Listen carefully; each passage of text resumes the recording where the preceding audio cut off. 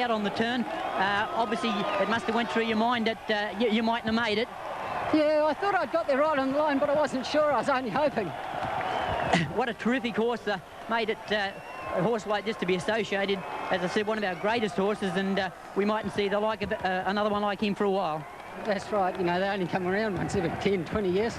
Mate, there's a huge welcome waiting for you with this big crowd. We're going to let you go to enjoy the moment, and we'll cross back to Kenny Callander. Thank you. Thanks, Harry. Well, I can assure you there'll be a huge joy. Peter Snowden, foreman for John Hawkes, just had tears running down his cheek. And John Hawkes is with Simon O'Donnell now. John, I've got John with me, Ken. And there's a fair few kisses and everything going around. What did you think? Well, actually, I thought the other thing bobbed on the line watching it on TV, but absolutely sensational, mate. I mean, he's a champion, you know, and I mean, only champions do what he's done today. So. Have you ever seen a reaction at any race course in the world like you've just seen now? Well, I've seen a lot of good horses, but I've never ever seen anything like this, mate. It's just unbelievable. Unbelievable. We can still hear them. Please go and enjoy it. Congratulations. Thanks, Simon. Ken, that's it from down here. It's just mayhem. Yeah, thanks very much, Simon. Well, the crowd have already yelled themselves hoarse, but they'll get another breath because they're really going to let go as the owners, the Chicken Kings, Jack and Bobbingham, lead their champion back down the race. And, well, they've run out to greet the horse. Shane Dye's just waiting for them. And as you can see on centre screen now, Dye is moving to bring the horse down the race. And the word I used before the race, pandemonium, that's what's breaking out now as the crowd give Roy, the great horse, Roy, the Big O Octagonal, his due. And you'll see the owners, the Ingham brothers, they're there at the side of the horse already. And, well, no one here actually knew what had won. They're all hoping Occy had won, but they weren't quite sure. Jack and Bobbingham, they're probably worth about 600 million, but I tell you what, money means absolutely nothing with this horse.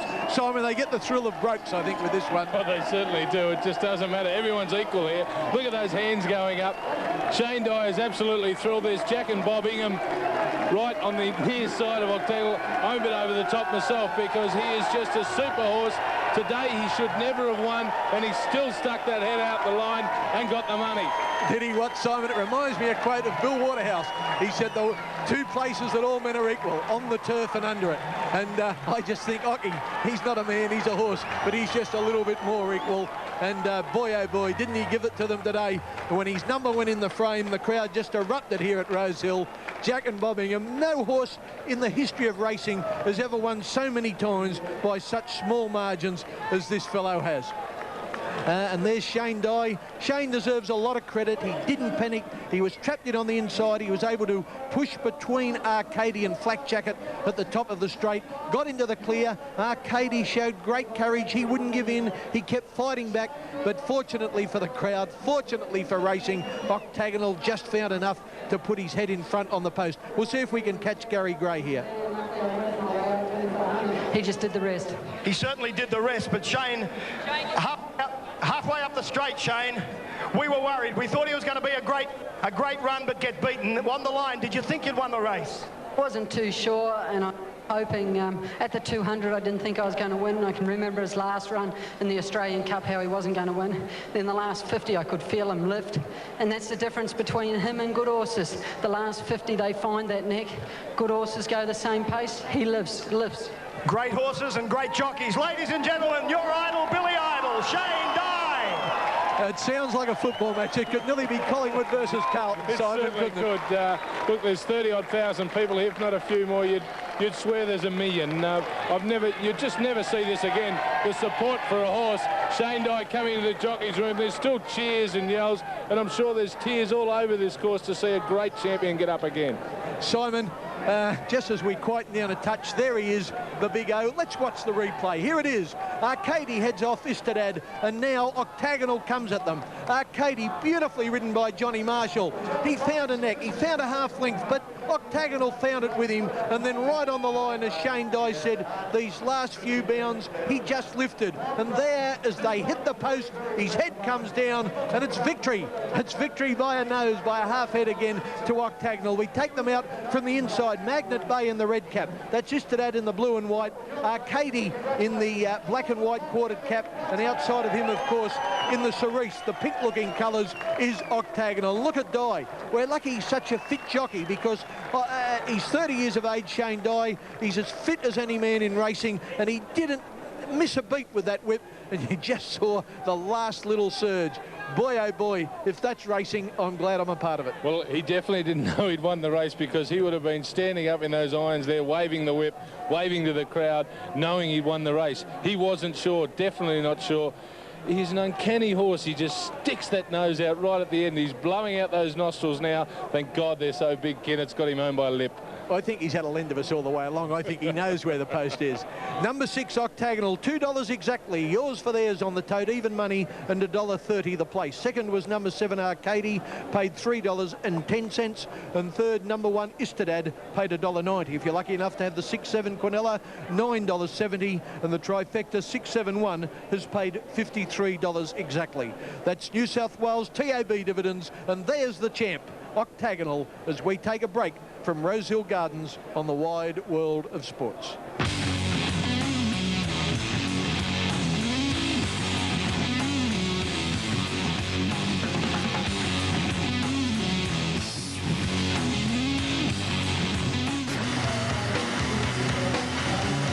Well, look at that. The cerise colours, Ken, absolutely magnificent. Billy Idol, he's really asking a lot of Octagonal, and he answers a question. Those last 50 metres, just a flared nose in it. One of the great moments in Australian sport. Max, I'm just happy that I was here to see it. In our job, we get to see some wonderful things happen in sport, but this is one of the best, and it really is lovely to see a great champion like that win, always just by that the barest of margins. The Australian Cup, and now this, the Mercedes a week or so later. Billy Idol there with the Inghams, and you know, they've won everything, but they get such a great joy out of this horse. And you know, you may say a lot of things about Billy Idol, his confidence and all that sort of thing, his brashness, but there's not one person who would not deny that he is a great jockey. Okay, let's go to the official presentation now. Sydney, I ask him to present the trophies to the winning connections. Thank you. Deputy Prime Minister, the Honourable Tim Fischer, Chairman and Directors of the STC. What a thrilling race, what a great race day. And I think a race day like this has a lot of things common with Mercedes-Benz. The fierce competition, the class and the elegance, and then of course what we just experienced a few minutes ago, the excitement, the passion and the fun you displayed on this big race and this big win. Mercedes-Benz is very happy and honored to be associated with the STC during the Autumn Carnival and on a race like this. And what a race it was, the Mercedes-Benz Classic. And the winner, he really stamped this race now forever. The Big O, he is a legend. And I would like now to call on Bob Ingham. Yes. I would call on Bob Ingham to receive the trophy for the winners. And our congratulations go, of course, to the owner and, of course, Shane. Congratulations, and thank you very much.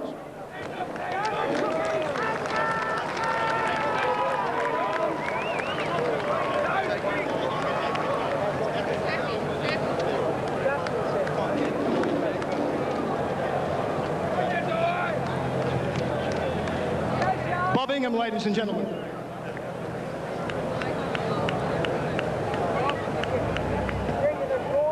Mr. Slickham, members of the committee of the STC, ladies and gentlemen. Well, what a great horse. And what a great crowd to watch a great horse. First of all, I want to thank the STC for the way they have promoted this race. They have done an unbelievable job, and I'm just unbelievably happy that it all come through and we were not walking away disappointed. Next, I would like to thank Mercedes-Benz for sponsoring this race. They are champions just like the Big O.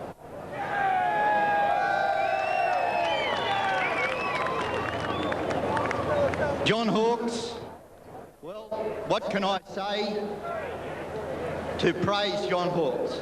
He has done an unbelievable job, backed up by his assistant trainer, Peter Snowden, and all the staff of the Bloodstock Division. John is a workaholic, and what Octagonal has done for Jack and myself, our families, and John Hawkes and all the staff today is unbelievable.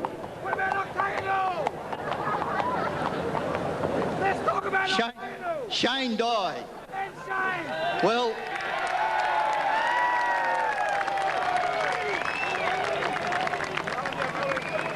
all I can say about Shane Dye is, Shane, you've done us proud. There are good jockeys and there are great jockeys, and Shane is one of the great jockeys.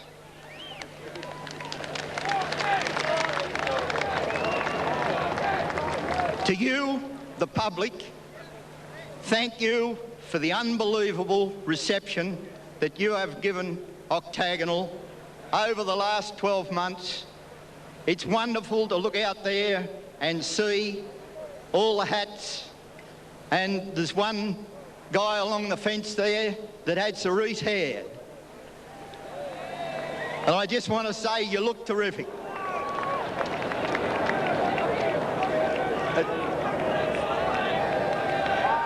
There he is, look.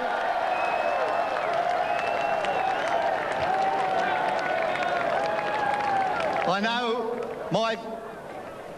Jack's family and my family, they're all here today. I think there's 47 of them. So what a great thing. It's a wonderful day for us, and what a wonderful horse he is. He will go to stud this year, and I'm sure that in about 3 years' time we'll be here backing one of his young ones in the Golden Slipper.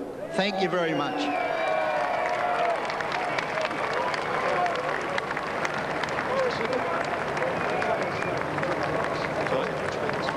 Oh, yes. Gives me now great pleasure to present the Trainer's Trophy to John Hawkes. John, congratulations. Fantastic.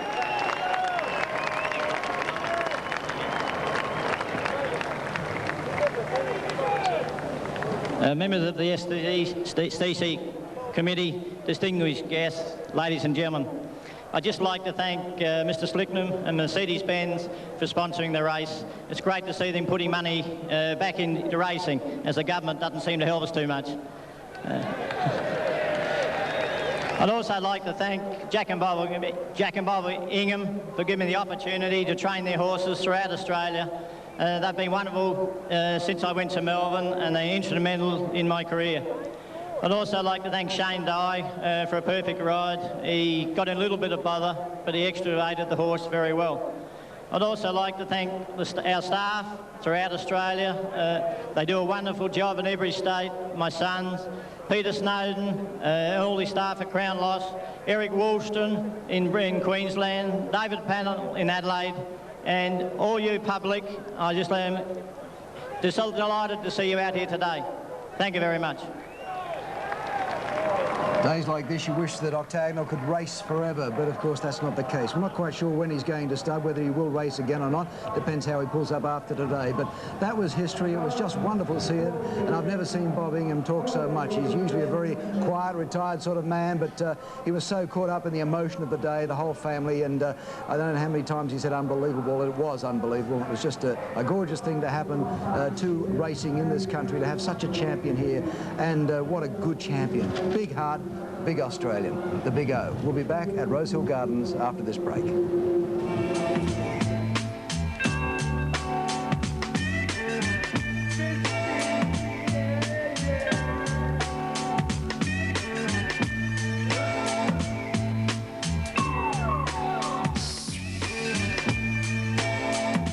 I'd like to thank everybody out there for getting behind and witnessing this great day. But let's not forget the most important thing. Yes, I've been waiting for it.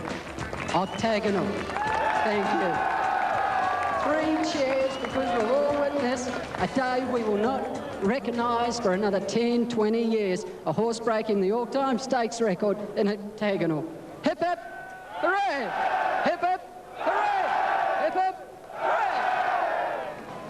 Very emotional Shane Dye there, and why not? The crowd just roared Octagonal there, and boy, oh boy, as he said, we don't know how long it's going to be before we see something like that again. We probably said that with Kingston Town, but then along came Octagonal. Been an emotional week for Shane Dye and Octagonal, the Australian Cup, and now this one here. I mean, he was smiling there through blurred eyes, but the $680,000 first prize up to $5.8 million now, Octagonal, and I mean, he is a great, one of the all-time greats. Shane, I mean, he is a very emotional sort of fellow, and I mean, you just don't know how he must be feeling, because he kept on asking the question of Octagonal. I think Octagonal doesn't know what the answer is. He just says, probably thinks to himself, I'll give it another shot. It's an instinctive thing, the big ticker, to know exactly where the finish post is, because at no stage other than maybe the last 4 or 5 strides was he ever going to win it. Yeah, great horse. The John Hawke stable is absolutely bristling with possibilities for today's $2 million Golden Slipper. At the other end of the scale is Bill Prane and a filly called Regal Chamber.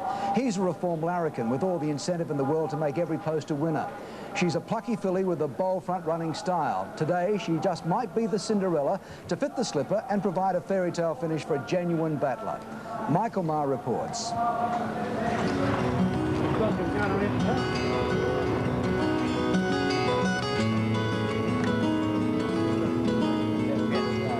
Somewhere out there in the disappearing dark, Clary Connors is clocking his slipper hope Encounter.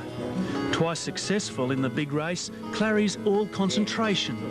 But there's always time at the farm, that's Warwick Farm, for a bit of banter, especially with one of the racetrack jesters, trainer Bill Prane.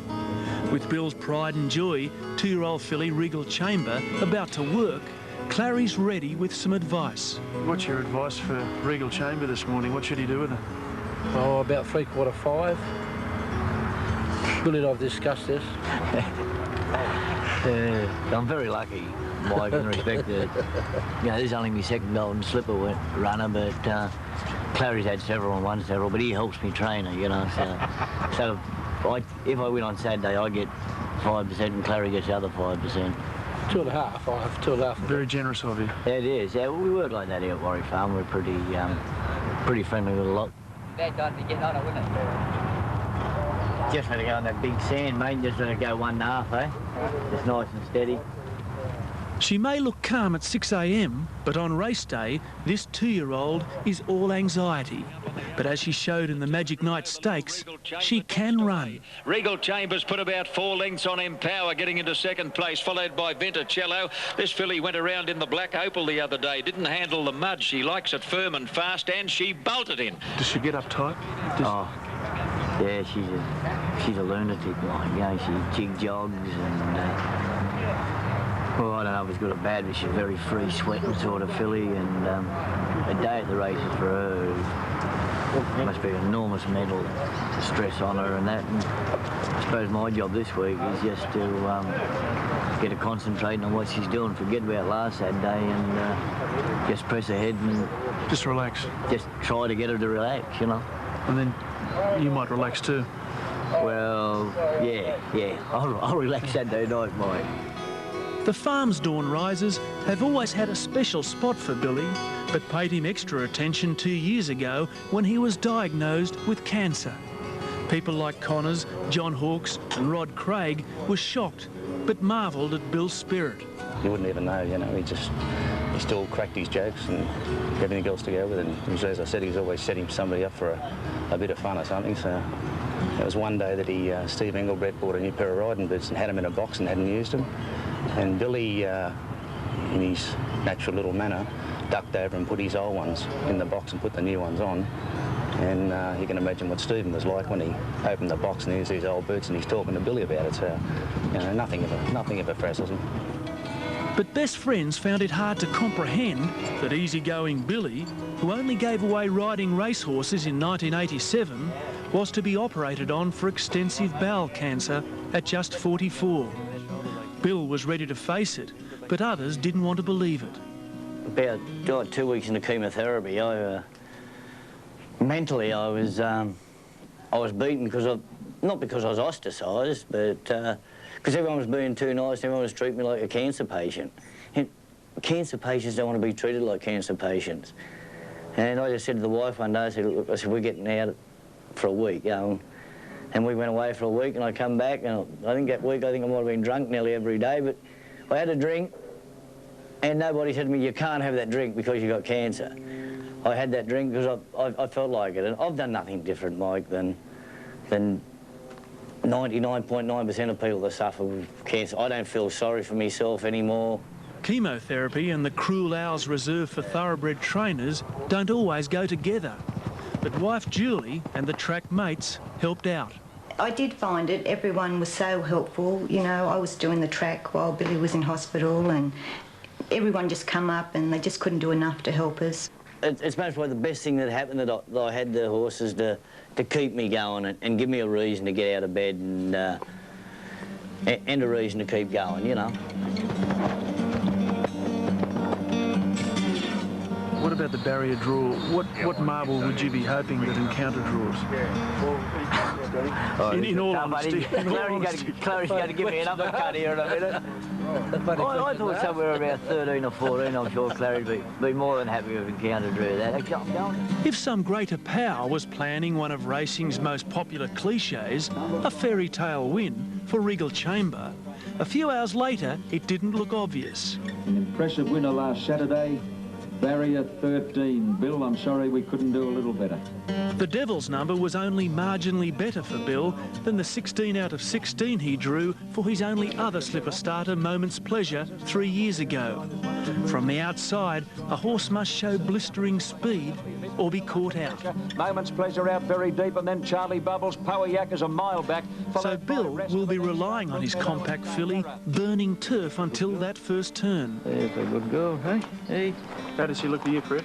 Very, very fit. I think she's going to be right at the peak this Saturday. Are you happy with the trainer? Happy with the trainer? Is he happy with the owner? There's more than a little sentiment riding on Regal Chamber. Part owner Fred Pisa bred the Tyrol's mother and grandmother. This is Fred's 6th slipper starter. While Regal Chamber starts long odds, back in 1972, Sovereign Slipper was 5-4 on favourite. John Taper, however, is hanging on strongly at the half furlong line. They can't get to him, I'm Scarlet, nor can Sovereign Slipper, and the grey is going to make racing history. After a dozen years with Bill Prane, trainer and owner are almost family. Yes, he's had a few problems. I keep on telling him it's only a hiccup in life, but Bill will get through them. He's got a good family behind him. That helps him a lot, I think. As a jockey and trainer, Bill Prane has never tasted what many of the major trainers take for granted, Group 1 success. Surely they could allow him just this one. You could really do with this Golden Slipper. No, it would be lovely, yeah. Be big. It's a nice percentage. I think it's getting up there around about $120,000. Yes, yeah. What would you do with it? Pay off our house and go on a holiday. So mate, you take it day by day. Today I'm happy I'm top of the world. I'll be over the moon after Saturday, I hope.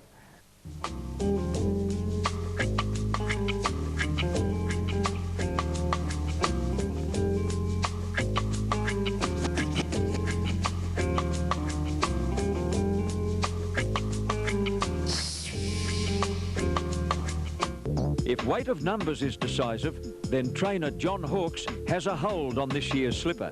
His powerful Crown Lodge stable has 4 runners, but clearly the star is Guineas. Guineas on the inside has grabbed a narrow lead over Encounter, and Special Dane is starting to get home well in the last bit, but Guineas is about a length in front, a little under that as they hit the line. And This son of Crown Jester is unbeaten in 6 starts and trialled impressively at Warwick Farm 8 days ago. He hasn't drawn ideally in 11, but that hasn't shaken the confidence of Connections. Yeah, we couldn't be more happy with the horse going into the slipper. I mean, any horse that wins 6 for 6, well, what more can you say, you know? And he's beat them all, you know. He's copped a bit of pressure and still beat them off, so we're pretty pleased and pretty happy with him at this point in time. He's a real 2-year-old, doesn't do anything wrong. He's bomb-proof to ride, and you can position him and drive him like a car, and that's what really wins these type of races. Darren Beedman there, and John Hawkes hoping for another big race win here in the Golden Slipper coming up in about the next 35-40 minutes here on Nine's Wide World of Sports.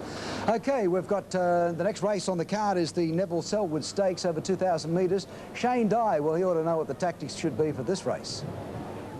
Race 5 of the day, the Neville Selwood Stakes over 2,000 metres. Barriers of little importance. Now, you'd think with only 7 runners they would go slow. This won't be the case. They'll go fast in this race. You've got horses like Cedo Stayer who's going to lead, and he's going to be hard to beat if he gets his own way in front. Now, the thing to do is to give your horse a clear run, because you don't want to get boxed in with only 7 runners. Now, the main chances are Electronic and the horse I'm riding who'll be storming home late, Mr. Neslo. And I'm backing you, Shane, after Octagonal, why wouldn't I? And let's have a look at these tote prices. Simon, he's second favourite, Mr. Neslo. I think it's a very good idea, Ken. Okay, let's have a look at them. Number 1, Electronic is the hot pot, $2.10 on the tote. Number 2, Via Sewers into $7. Mr. Neslo at $4.30.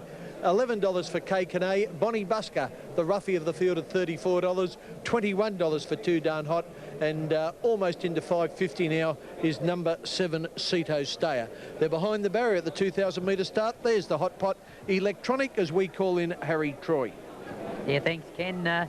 Ken, I like the look of TAB number 7, Ceto Stayer, the Brent Thompson mount.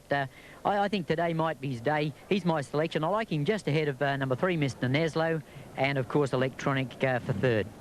Okay, there's only a small field as Electronic joins the line. We join John Tapp for race 5 on the Golden Slipper card.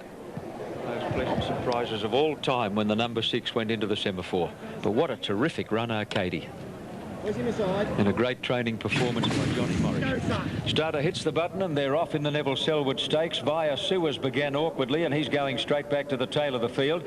Too Darn Hot bounced out in front of Mr. Neslo. It's a very keenly contested race early. Bonnie Busker in the orange colours is now poking through to join those leaders, but they're all about to be headed off by Ceto Stayer. Ceto Stayer crossing over for Brent Thompson, takes the lead now from Bonnie Busker. K-Canay third, Too Darn Hot relegated to fourth. Mr. Neslo next, and then Via Sewers, and back at the tail is Electronic, who's 7 off the lead as they swing into the back straight. Coming to the 1,400 metres mark, Ceto Stayer steadied, led by nearly 2 to K-Canay. 3/4 away, Bonnie Busker on the fence. A length and a half to Mr. Neslo on the outside of Too Darn Hot. 2 to Via Sewers, and a neck away is the old mare Electronic on the outside as they go by the 1,200 mark. Ceto Stayer the leader, K-Canay second, Bonnie Busker third, and the rider of Ceto Stayer starting to slacken the pace again. In 4th spot is Mr. Neslo on the outside of Too Darn Hot, and the last couple Electronic and Via Sewers at the 900 mark. They're on the top turn now. Ceto Stayer led by 1.5 to K-Canay. Ahead back Bonnie Busker, a length and a half to Mr. Neslo. Too Darn Hot on his inside, then Via Sewers and Electronic. 700 to go as they come down the side. Ceto Stayer being rated beautifully in front, led by 2 or a bit more than 2 to Bonnie Busker and K-Canay. Mr. Neslo next is being niggled a bit, followed by Too Darn Hot and then Via Sewers, and Electronic has gone off the bit and is now flat chat as they come around the turn, and she'll have to shake a leg. Into the straight, Ceto Stayer well clear. He turned for home, 2.5 on Bonnie Busker and K-Canay. Mr. Neslo grinding away. Electronic is right out in the middle of the track. She's not doing enough at the moment. Ceto Stayer going strongly at the 200 is well clear of Bonnie Busker. K-Canay battling on with Mr. Neslo. Ceto Stayer clear with 100 to go. K-Canay and Mr. Neslo inch by inch are getting to him, but Ceto Stayer has led all the way and runs them off their feet to beat K-Canay. Mr. Neslo is a plugging third, then Too Darn Hot, Via Sewers, followed by Bonnie Busker, and Electronic spat out the bit about 700 metres from home and failed to improve from that point on.